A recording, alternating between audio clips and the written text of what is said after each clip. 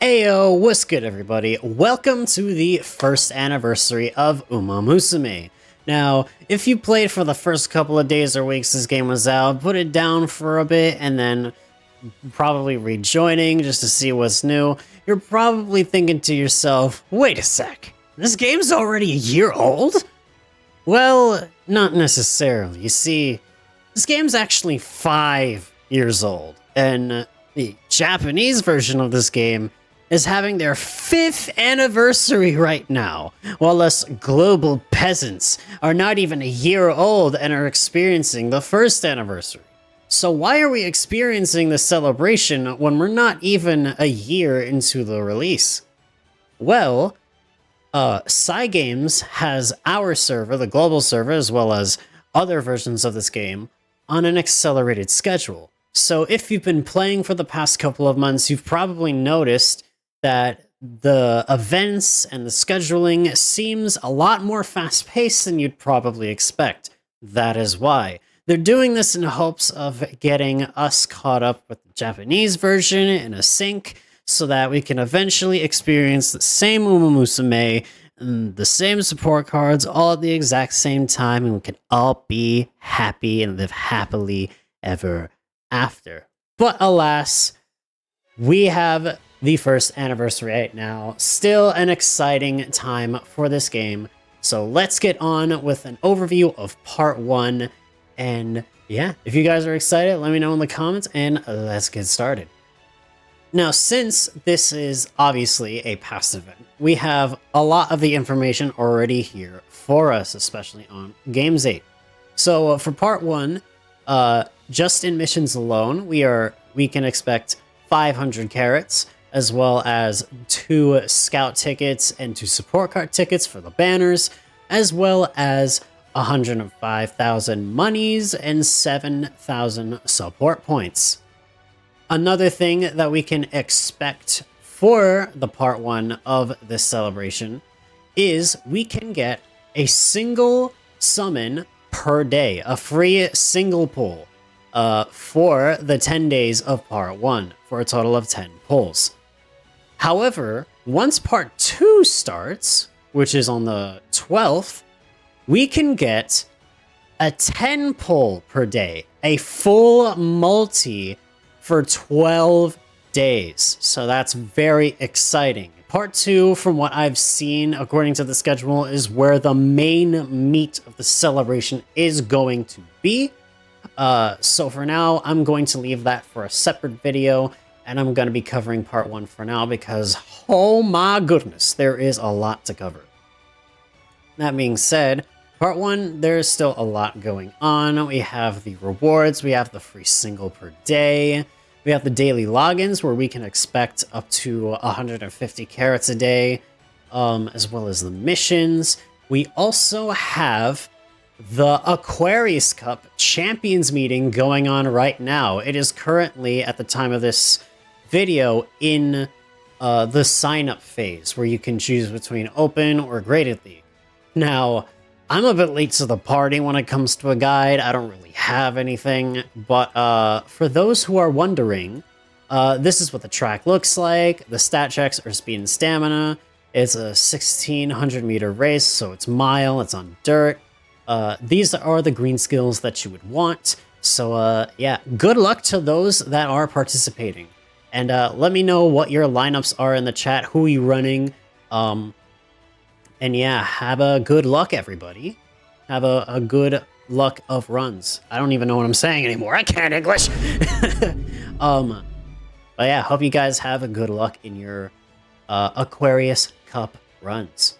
We also have the remaining legend races that are happening alongside the champions meeting. Right now, we are currently on the Mejiro Dober part of the legend races, and soon we're gonna get Gold City.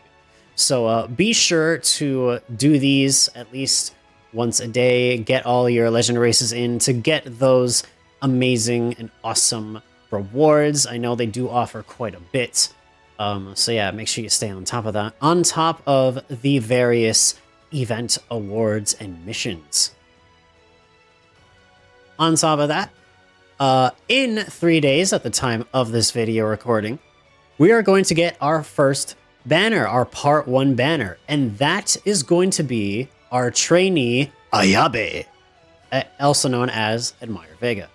This is kind of funny because I recently just finished watching Road to the Top, and I absolutely love this character. She's very, very sad, but she's also really, really cool, and this is going to be an exciting pickup.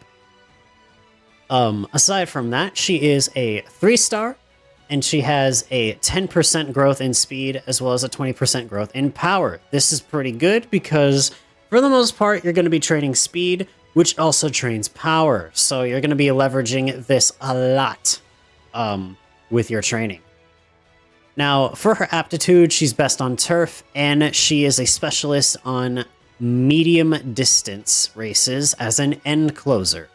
And she does have a B in late surger, so you can build her as that if you want. She also has a C in mile and long, so if you wanted to build her as a mile racer or a long racer, it's funny how it says CAC, you can do so with a couple sparks. Despite all that, rather, judging by her unique skill, as well as the other skills that she comes with right out of the gate, pun intended, she strictly wants to be a medium distance end closer. She has a lot of end closer skills, packed with some medium distance skills, some debuffs, and some velocity skills here and there. She is a girl that knows what she wants, and I respect that. And finally, here is her career goals.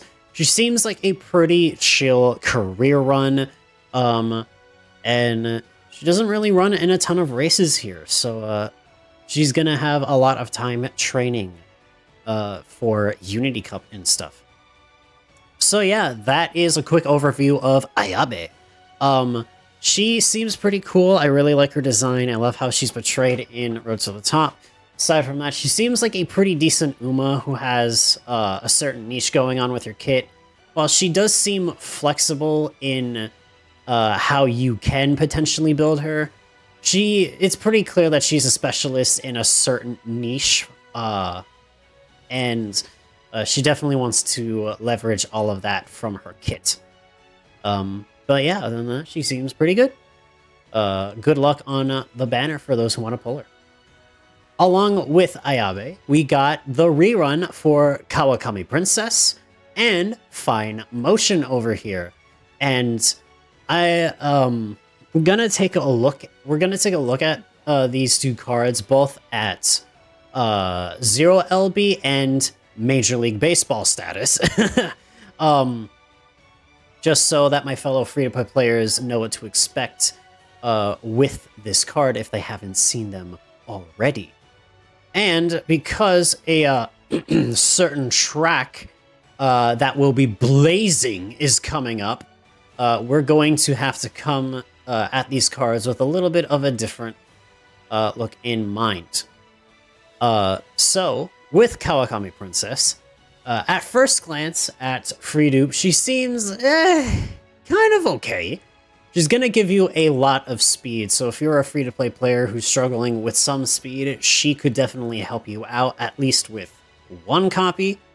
But with at least 3 copies or more, this is where the main specialty of this card comes into play, because with the new scenario, which is Track Blazer, Start of the Climax, everyone and their mother is talking about the importance of race bonus, race bonus, race bonus, race bonus. And Kawakami Princess does have a 10% race bonus, which is pretty much the benchmark of a good card for this scenario, at least from what I've read. She seems like a pretty decent option for this new scenario, thanks to this. However, she only has this at MLB, or Major League Baseball status. If you have her at 3 LB, she has 8%, so that's good. I would say that's decent. You can get by with an 8%.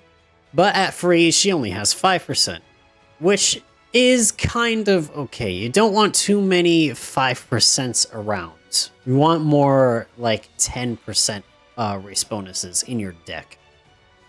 Aside from that, she gives some decent pace chaser, medium skills, some stuff here and there.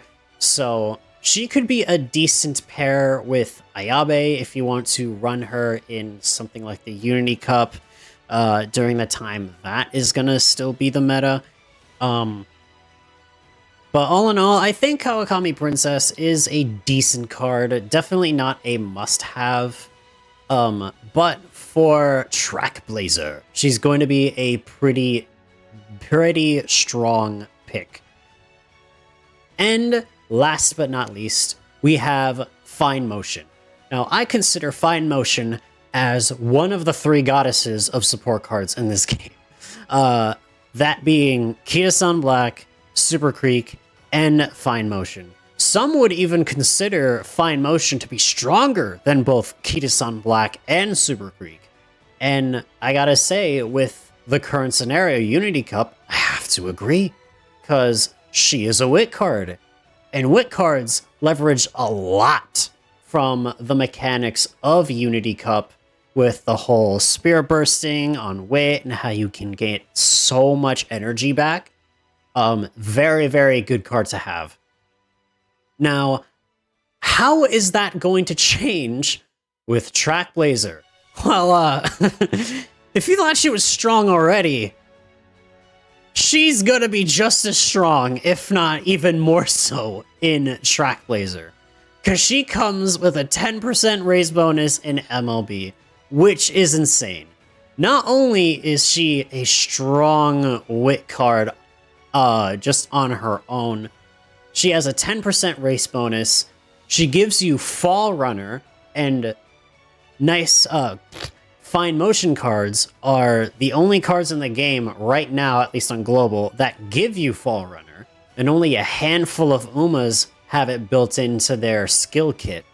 So, if you ask me, this is a very, very important pickup, whether you have her at 1 copy or max limit break. Because if you're looking for Fall Runner, this is a very good skill to have, especially for fall champions meetings. This card is basically like, you gotta have her in her deck. Yeah, she's a very good card. A lot of people have been saying that they're going to be splurging most of their carrots on this rerun banner, and personally, because of how strong this card and how relevant she's going to continue to be, I gotta say I agree. If you don't have her already, this is a really good time to try and get her. If you do have already, but maybe at like 1 or 2 LB, this is a good time to get an extra copy. Also, I just want to make sure that y'all are aware, in part 3, we're going to have the SSR exchange ticket. I know we're skipping part 2 and into 3, but we are getting this. So I wouldn't say don't go too crazy on Fine Motion if you know that you're going to be getting, the SSR exchange ticket. So just keep in mind on that. But yeah. That is all for the details on part 1. It doesn't seem like a lot, but with Champions Meeting and the Legend races, there's still a decent amount going on. I don't know why it doesn't mention it here, but we are expected to get. Oh yeah, here it is. We are expected to get half TP during career scenarios. So if you are looking to get in some last-minute ace runs for Aquarius Cup Champions Meeting, now would be a great time to do so if this hasn't activated already. Soon, when this activates, you'll be able to get the most out of your career runs and stuff like that. We're also going to have the special anniversary shop, and the daily sales, I think, are going to be updated. And yeah, it's exciting. We got the first anniversary. We made it. Very, very cool. But yeah, that is it for part 1. I'm going to be doing as I said before, I'm going to be doing a separate video on the part 2 content because, oh my goodness, is there a lot to cover. More than it even says on here. But yeah, that is going to do it for me. Thank you guys for watching. Thank you all for stopping by. Let me know in the comments what you think of the first anniversary. Let me know what you think for the part 1 of the celebration. Let me know what you're running for Champions Meeting. Let me know what your lineups are, what you think of Ayabe and Fine Motion, all that stuff. Let me hear your thoughts and comments below. Also, make sure to hit the like and subscribe button. Do all the YouTube stuff, so you let me know that you want to see my stuff some more. Thank you guys for watching yet again. Remember to eat well, to drink well, to sleep well, and have yourself a great day.